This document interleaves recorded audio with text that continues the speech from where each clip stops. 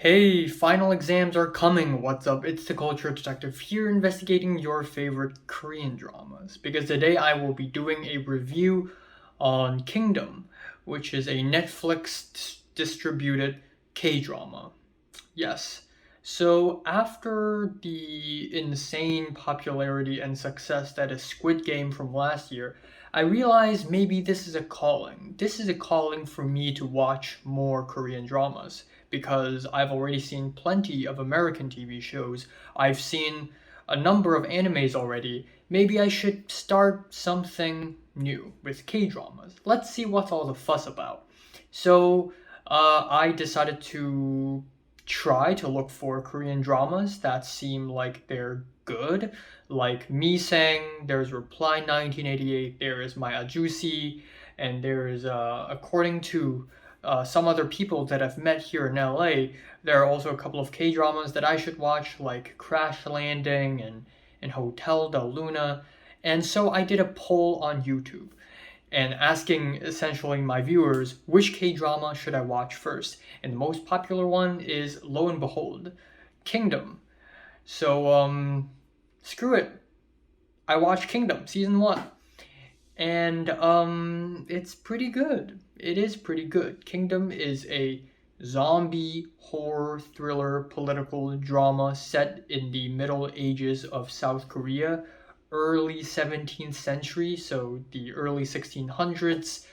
And it's there's a zombie outbreak and the king is a zombie. It's turned into a zombie, but the royal guard and the closest friends of the king decided to hide that. And so we have the king's son, his first son, a bastard son, a crown prince. And then we have the queen, who is basically the stepmother in that family. And the son wants to become king, or at least he is heir to the throne. And the queen doesn't like that. So the son conspired that the king is already dead, and so the son could become king. And then we have the evil guy, the antagonist of the show, Cho Hak-ju. And Cho Hak-ju is basically the most powerful man of the nation after the king. The king has died and turned into a zombie, so not really dead, kind of undead in a way. So Cho Hak-ju decides to hide the fact that the king is dead and wants the crown prince, whose name is Lee Chang, to die. So now Lee Chang has to find out if the king is really dead or not, aka his father. And while finding out, he ventures south and he witnesses the beginning of the zombie epidemic. Kingdom is written by Kim An-hae. I'm sorry if I mispronounce any Korean, and it is also based off of a manhwa, which is written by Kim An-hae and another person. Now, the first thing I love about this TV show is that it has an opening sequence. I love, love, love opening sequences. And even though the opening sequence of this show is not great or anything, it still looks nice, it's delicate, and I like it. I love it when TV shows have opening sequences.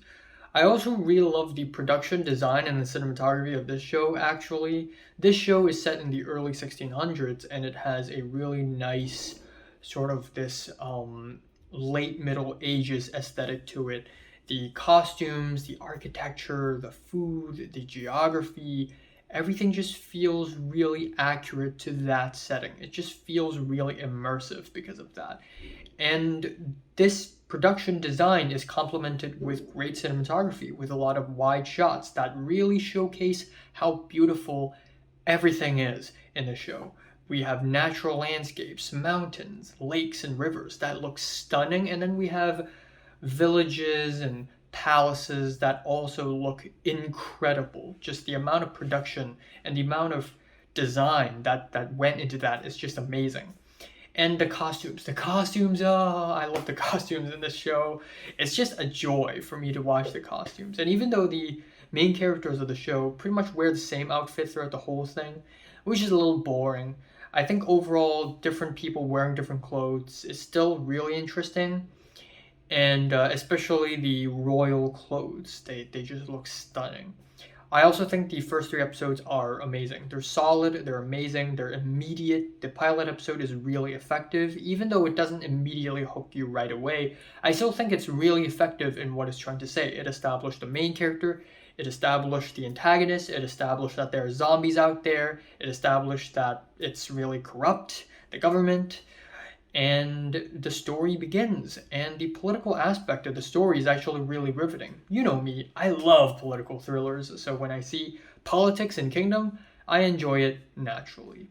I also really like that it's different from The Walking Dead. Because it's a zombie TV show, this show is bound to be compared with The Walking Dead.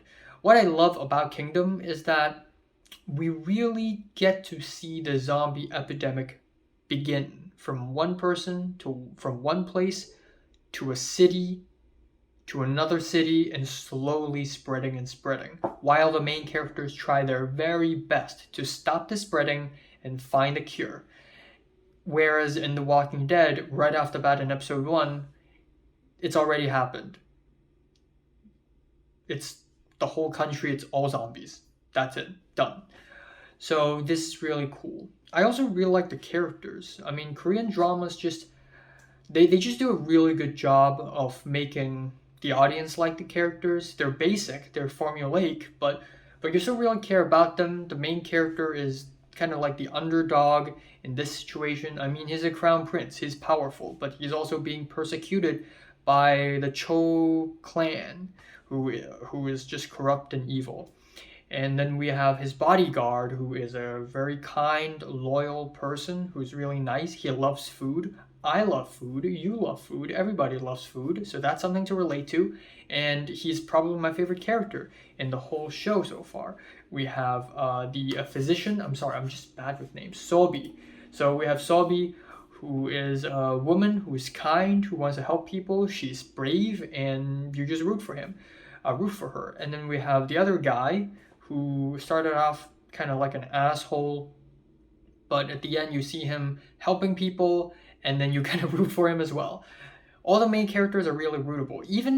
Even so, we have one particular character who is part of the ignorant, stupid, dumb, corrupt, rich, part of the Tongnae, which is modern day Busan, but Tongnae. We have one of the powerful men in Tongnae. What's his name? I'm sorry, I'm just bad with name. I am just bad with name. Cho Bompal, magistrate of Tongnae. He started off like an ignorant, dumb person, but after he got saved by Sobi and he started to like Sobi and has a crush on her, you started to really like his character. Even though he's still an ignorant, clumsy idiot, you start to root for him and you start to wish him well. And Korean dramas just do this really well. You just root for the characters. And then we have the antagonist, Cho Hak-ju, who is evil, hateable, cold-blooded, and the show makes you hate him really effectively. I hate the guy. So there is that. Now, the first 3 episodes are really good, but the last 3 episodes of the season, 4, 5, 6, start to get a little bit repetitive. I get it, the nobles, the royals, they're all really corrupt and they're all really idiotic and ignorant. The crown prince, however, is really good, and the main characters are all really good. And that's kind of it, and that's it. And it just kind of repeats itself again and again. And that's one thing I'm always worried about when I enter a zombie related show. It's because at the end of the day, zombies aren't really that scary. They eat flesh, they're fast, they're scary, they spread. They're scary, yes, but at the end of the day, nothing really progresses beyond that. So episode 4, I guess, is a showcase of that. There's a really good fight at the Ji-hoon, but Ji-hoon.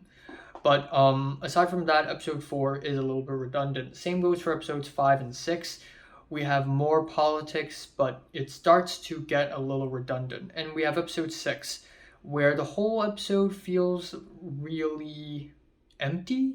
It's only 43 minutes long, And I thought there would be a huge climactic scene at the end, but that never happened. Instead, it was left on a cliffhanger.